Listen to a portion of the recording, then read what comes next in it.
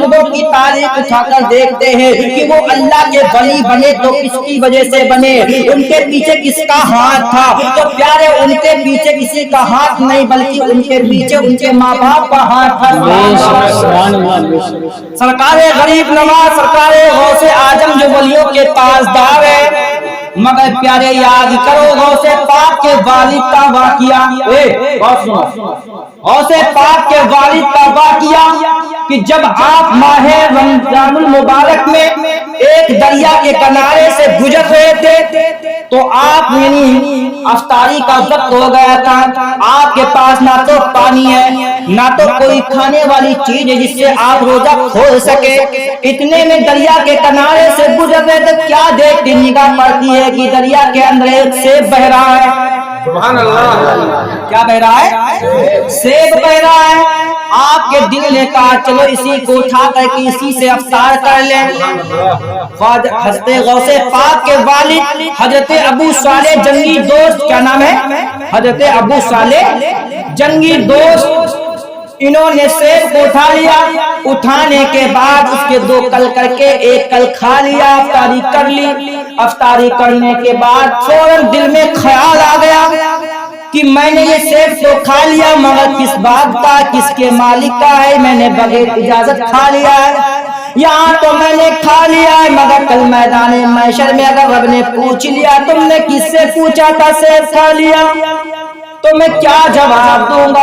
अल्लाह अकबर। फौरन उल्टे पैर वापस होते हैं, चलते चलते एक बाग देखते हैं। उसी बाग का एक दरख्त है जिसकी शाख यानी दरिया की तरफ झुकी हुई है, फल लगे हुए। फौरन आप समझ जाते हैं कि ये इसी बाग का फल होगा। आप बाग के अंदर जाते क्या देखते, एक बुजुर्ग बैठे हुए हैं। जैसे देखते हैं उनकी बारगाह में जाके कहते हुजूर मुझे माफ कर दो, मैंने आपकी बात का एक सेब बगैर इजाजत आपके खा लिया, मुझे माफ कर दो, मुझसे गलती हो गई, मुझे माफ कर दो।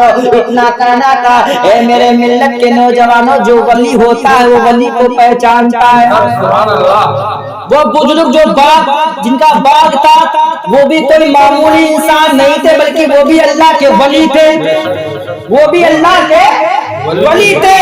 सरकार गौसे पाक रज़ी अल्लाह अन्हु के वालिद ने कहा मुझे माफी तलब करनी है, मुझे माफ कर दीजिए। तो आपने देखा उनने इल्मे गैब से देख लिया और देखने के बाद आपने कहा ठीक है मैं आपकी गलती को माफ कर दूंगा मगर मेरी शर्त है।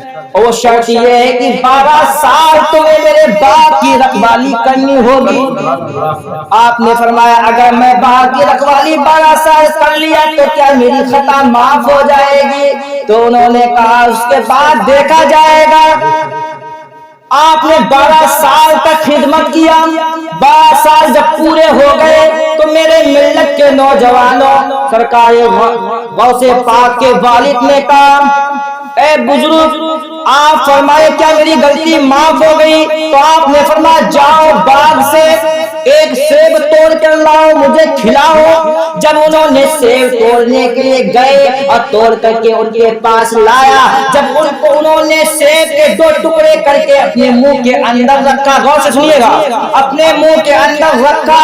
जैसे ही अपने मुंह के अंदर रखा उसकी खटास की वजह से, खट्टेपन की वजह से आपने फौरन उसे रख दिया और आपने फरमाया ए अबू सालेह जंगी दोस्त तुम्हें सेब लाया, तुमने देखा भी नहीं, सेब तो खट्टा है, क्या तुम चिक नहीं कर सकते थे? क्या इसको खा के देख नहीं सकते थे? इतना कहना था।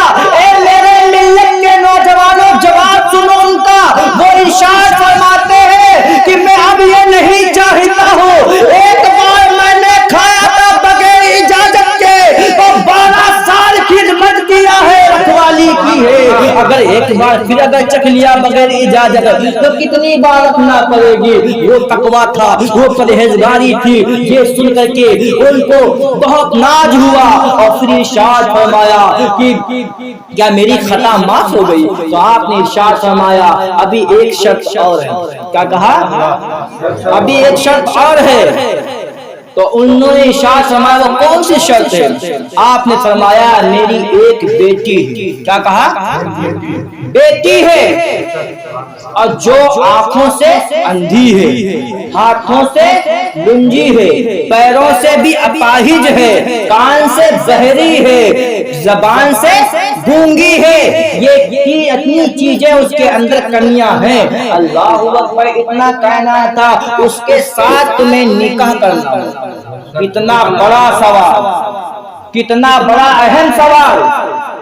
آج کے نوجوان سے کہہ دیا جائے کہ تمہاری اس لڑکی کے ساتھ شادی ہوگی جس کی آنکھ نہیں ہے، جس کے ہاتھ نہیں، جس کے پیر نہیں، اگر ایک ہاتھ نہیں ہے پھر بھی تیار نہیں ہوتا۔ مگر اللہ اکبر، وہ غوث پاک کے والد تھے، انہوں نے کیا دیکھا کہ یہ جوانی چند دن کی ہے۔ کیا کہا؟ چند دن کی ہے، یہ دیوار بنتی ہے، ایک نہ ایک دن گرنے کے لیے انسان پیدا ہوتا ہے، ایک نہ ایک دن مرنے کے لیے۔ اے میرے ملت کے نوجوانوں، آپ نے غور و فکر کیا کہ پوری زندگی کا مسئلہ ہے۔ اگر شادی کرتے ہیں تو پوری زندگی کا مسئلہ، جب تک زندگی رہے گی تب تک یہ مسئلہ ہے، اور ہم کو ایسی بیوی ملے گی تو زندگی بھر تو ہم اس کی ہی خدمت کرتے رہیں گے، کیسے کام چلے گا ہمارا؟ اسی کے میں لگے ہیں۔ اللہ اکبر، ان کے دل میں یہ سوچ پیدا ہوئی، پھر دل میں اتنا ہی خیال پھر پیدا ہوا، دل میں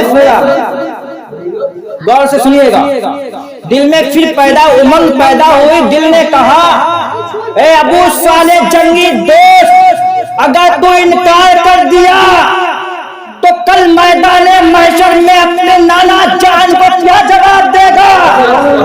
رسول اللہ کی بارگاہ میں تو کیا جواب دے گا؟